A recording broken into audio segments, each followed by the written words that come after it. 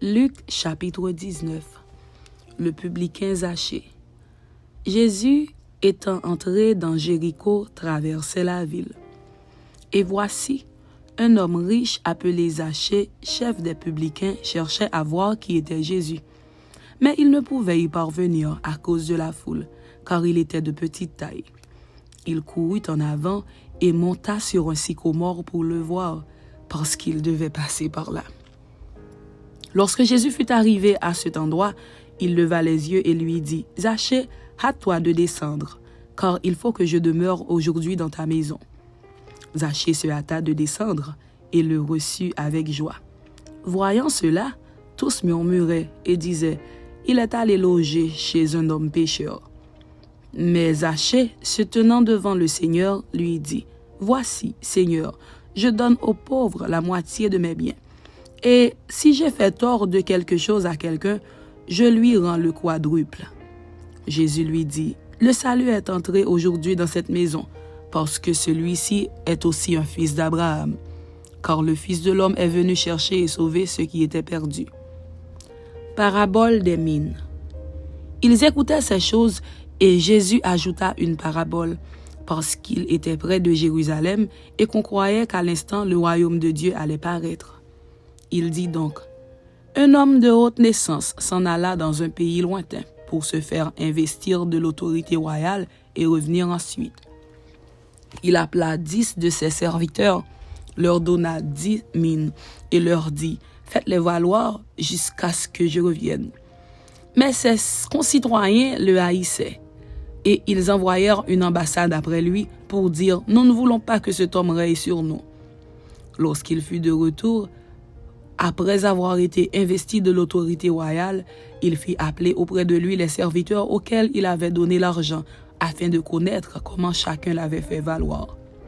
Le premier vint et dit, « Seigneur, ta mine a rapporté 10 mines. » Il lui dit, « C'est bien, bon serviteur, parce que tu as été fidèle en peu de choses, reçois le gouvernement de 10 villes. » Le second vint et dit, « Seigneur, ta mine a produit 5 mines. » Il lui dit, « Toi aussi, sois établi sur 5 villes. » Un autre vint et dit, « Seigneur, voici ta mine, que j'ai gardée dans un linge, car j'avais peur de toi, parce que tu es un homme sévère, tu prends ce que tu n'as pas déposé, et tu moissonnes ce que tu n'as pas semé. » Il lui dit, « Je te juge sur tes paroles, méchant serviteur.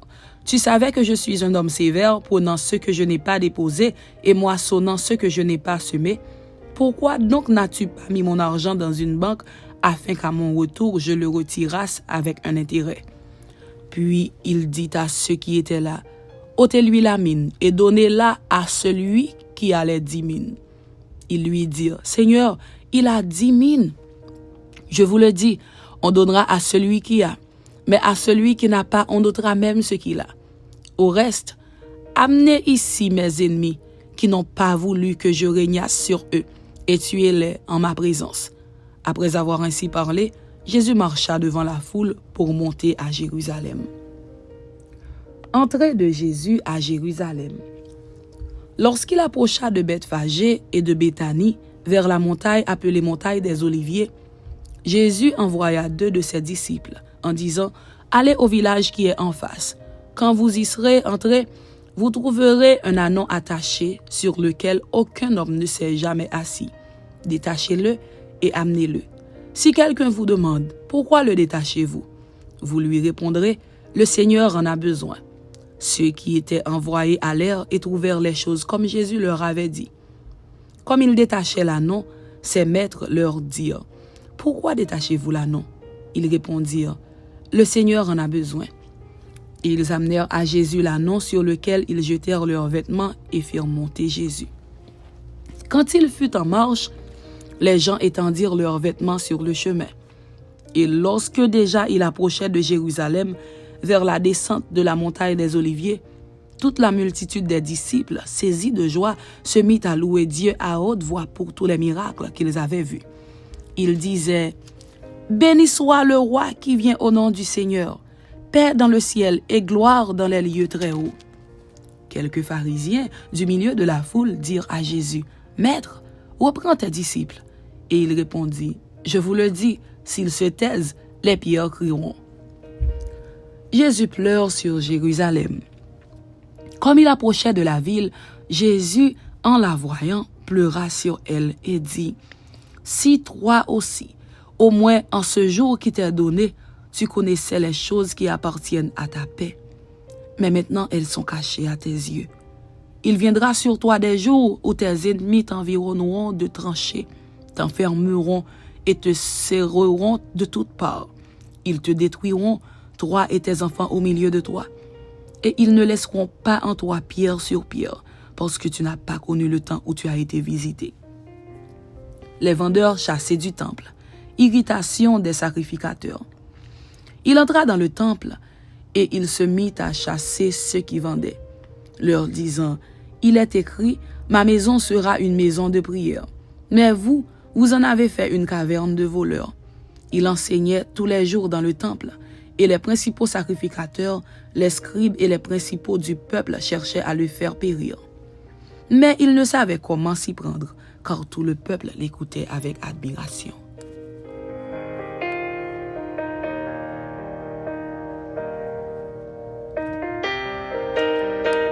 Luc chapitre 20. L'autorité de Jésus. Un de ces jours-là, comme Jésus enseignait le peuple dans le temple et qu'il annonçait la bonne nouvelle, les principaux sacrificateurs et les scribes avec les anciens surveillants et lui dirent, « Dis-nous, par quelle autorité fais-tu ces choses ou qui est celui qui t'a donné cette autorité? » Il leur répondit, « Je vous adresserai aussi une question. Dites-moi, le baptême de Jean venait-il du ciel ou des hommes? » Mais ils raisonnèrent ainsi entre eux. Si nous répondons du ciel, il dira, pourquoi n'avez-vous pas cru en lui? Et si nous répondons des hommes, tout le peuple nous lapidera, car il est persuadé que Jean était un prophète. Alors ils répondirent qu'ils ne savaient d'où il venait. Et Jésus leur dit, moi non plus, je ne vous dirai pas par quelle autorité je fais ces choses. Parabole des vignerons, la pierre de l'angle. Il se mit ensuite à dire au peuple cette parabole. Un homme planta une vigne, la ferma à des vignerons et quitta pour longtemps le pays. Au temps de la récolte, il envoya un serviteur vers les vignerons pour qu'il lui donne une part du produit de la vigne. Les vignerons le battirent et le renvoyèrent à vide. Il envoya encore un autre serviteur. Ils le battirent, l'outragèrent et le renvoyèrent à vide. Il en envoya encore un troisième. Ils le blessèrent et le chassèrent.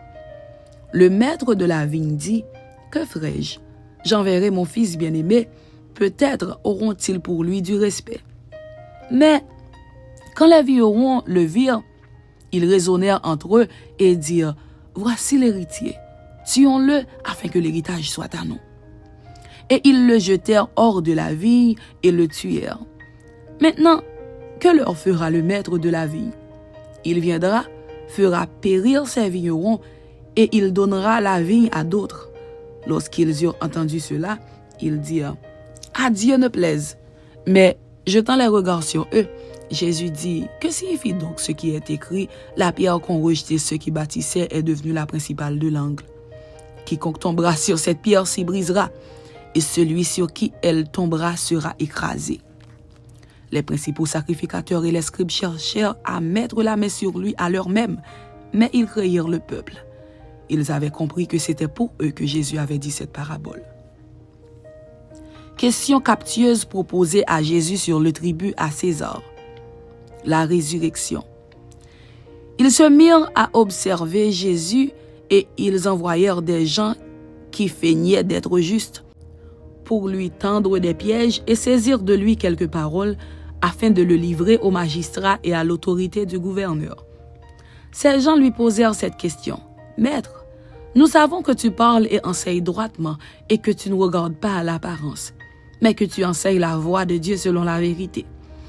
Nous a-t-il permis ou non de payer le tribut à César? » Jésus, apercevant leur ruse, leur répondit, « Montrez-moi un denier. » « De qui porte-t-il l'effigie et l'inscription? » « De César, répondirent-ils.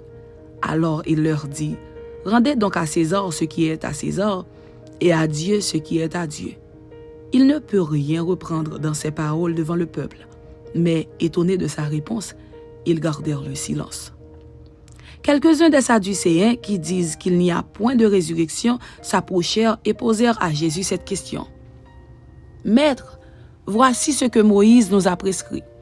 Si le frère de quelqu'un meurt, ayant une femme sans avoir d'enfant, son frère épousera la femme et suscitera une postérité à son frère. Or, il y avait 7 frères. Le premier se maria et mourut sans enfant. Le second et le troisième épousèrent la veuve. Il en fut de même des 7 qui moururent sans laisser d'enfant. Enfin, la femme mourut aussi. À la résurrection, duquel d'entre eux sera-t-elle donc la femme? Car les 7 l'ont eue pour femme. Jésus leur répondit, les enfants de ce siècle prennent des femmes et des maris. Mais ceux qui seront trouvés dignes d'avoir part au siècle à venir et à la résurrection des morts ne prendront ni femme ni mari. Car ils ne pourront plus mourir parce qu'ils seront semblables aux anges et qu'ils seront fils de Dieu, étant fils de la résurrection. Que les morts ressuscitent, c'est ce que Moïse a fait connaître quand, à propos du buisson, il appelle le Seigneur le Dieu d'Abraham, le Dieu d'Isaac et le Dieu de Jacob. Or, Dieu n'est pas Dieu des morts, mais des vivants, car pour lui tous sont vivants. Quelques-uns des scribes, prenant la parole, dirent « Maître, tu as bien parlé. » Et ils n'osaient plus lui faire aucune question. De qui le Christ est-il fils? Jésus leur dit, comment dit-on que le Christ est fils de David? David lui-même dit dans le livre des psaumes, le Seigneur a dit à mon Seigneur, assieds-toi à ma droite jusqu'à ce que je fasse de tes ennemis ton marchepied. David donc l'appelle Seigneur. Comment est-il son fils? Les scribes censurés par Jésus.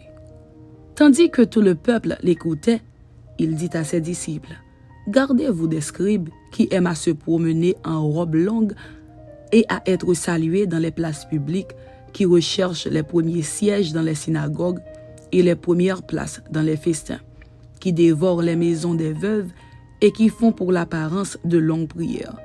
Ils seront jugés plus sévèrement. Amen. C'était Luc chapitre 19 et Luc chapitre 20. Que Dieu vous bénisse. Amen.